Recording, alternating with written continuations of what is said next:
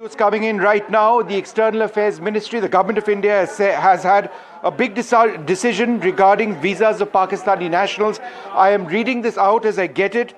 In continuation with the decisions made by the Cabinet Committee on Security in the wake of the Pahalgam terror attack, the Government of India has decided to suspend visa services to Pakistani nationals with immediate effect. All existing valid visas issued by India to Pakistani nationals stand revoked with effect from the 27th of April 2025, just a couple of days. Medical visas issued to Pakistani nationals will be valid only till the 29th of April, so just a grace period of 2 additional days. All Pakistani nationals currently in India must leave India before the expiry of visas as now amended. Indian nationals are strongly advised to avoid travelling to Pakistan. Those Indian nationals currently in Pakistan are also advised to return to India at the earliest. This is a very big development. Remember, yesterday the government had said that Pakistani nationals in India on a SARC visa would need to return to Pakistan. Any SARC visas which were issued did not stand anymore, but at this stage all Pakistani nationals in India have been told to leave, and all Indian nationals are strongly advised to avoid travelling to Pakistan. Those Indian nationals currently in Pakistan are advised to return to India at the earliest. This is one of the strongest diplomatic steps ever taken by India. It is a follow-up to what was announced yesterday by the Cabinet Committee on Security. All existing valid visas issued by India to Pakistani nationals, which means visas under all categories, stand revoked with effect from the 27th of April 2025. If there are Pakistani nationals watching this broadcast and you are in India, you need to leave this country. There are 2 dates. One, the 27th of April 2025 is the deadline.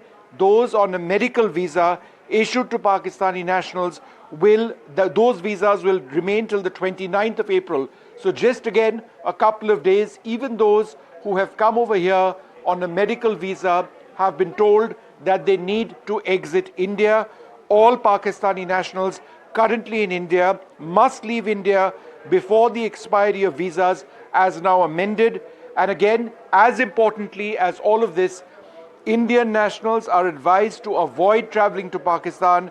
Those Indian nationals currently in Pakistan have been advised to return to India at the very earliest. These are very, very ominous signs. India making it clear that those Indian nationals in Pakistan come back now. Pakistani nationals, if you're in India, you need to leave. There are 2 deadlines, the 27th of this month for people on a normal visa. Those on a medical visa have been given just 2 days extra. But this is in continuation of what the Cabinet Committee on Security had announced yesterday, where they brought down the number of people, of staff members in the missions of both sides, held the Indus Waters Treaty in suspension, in addition to several other moves which were announced yesterday. So this is a further scaling down of the relationship between India and Pakistan, not just the diplomatic relationship, but the basic relationship, the people-to-people relationship, and it clearly sends an extremely hard signal, one that would be heard not just in Pakistan, but across the world as well. So this is a huge step which has now taken place.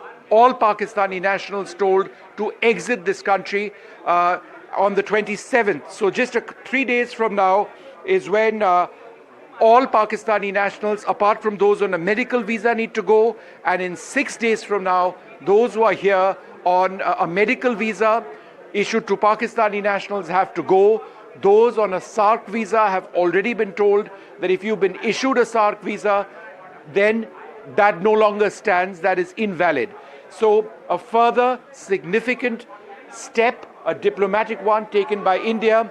I'd like to stress that as importantly as all of this is that instruction to Indian nationals: A, do not travel to Pakistan, and B, if you are in Pakistan, please return to India. This is India ramping up our response post the Pahalgam attack, in which 26 Indian and nationals were killed. One of them was a foreign national in one of the worst terror incidents in the history of Jammu and Kashmir. The Prime Minister earlier today made it absolutely clear, and he was speaking in Bihar.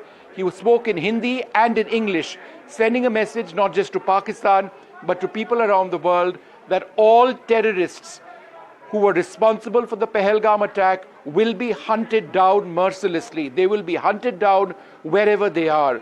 These are statements which echoed what the Defence Minister Rajnath Singh had to say, where he also said that India's response would come at a finite period of time. Following a Cabinet Committee on Security meet, there was the all-important announcement that the Indus Water Treaties, which has survived all previous wars and conflicts between India and Pakistan, stands in suspension.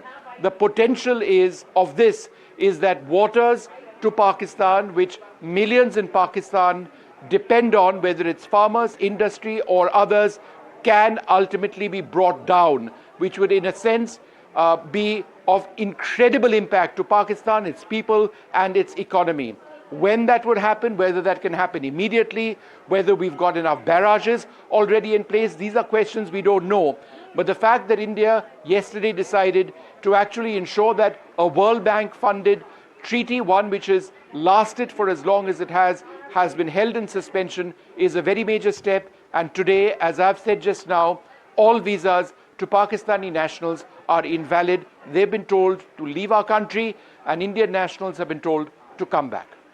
So this is a big breaking news that Vishnu is getting us at this moment. The government of India has decided to suspend the visa services to all Pakistani nationals. Vishnu, what are the potential geopolitical ramifications that we are looking at right now?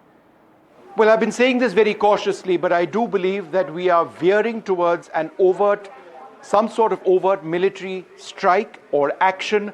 We do not know the contours of this, and we don't want to get ahead of ourselves in sort of acting out potential military scenarios beyond a point. We have the possibility of airstrikes. We've got the possibility of the line of control being opened up to artillery barrages, as we've seen in the past, or we've got the possibility of targeted attacks against terrorists. That's something which the government has already alluded to. I think it is important to understand that whatever India does from here onwards, it's not going to be a single move. Whether it's diplomatic or military, this will be a sustained effort, and the ultimate goal is to exterminate terrorists and terror coming out of Pakistan.